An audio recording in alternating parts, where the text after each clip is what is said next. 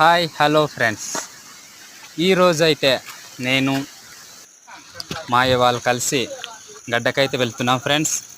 అడవిల్లో దొరికే తొండల పట్టుతో పీతల వేటకని మేము వెళ్తున్నాం ఫ్రెండ్స్. ఆ యొక్క తొండలతో పీతల ఎలా పట్టాలో వీడియో రూపం చూడబోతున్నాం ఫ్రెండ్స్.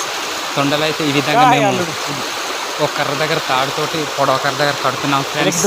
చాలా గట్టిగా అయితే కట్టుకోవాలి, లేదంటే పీత ఒకసారి లాక్కెళ్ళిపోద్ది, ఎక్కువ పీతలు దొరకవు ఫ్రెండ్స్. మేమైతే కర్ర ఈ విధంగా రెడీ చేసుకున్నాము.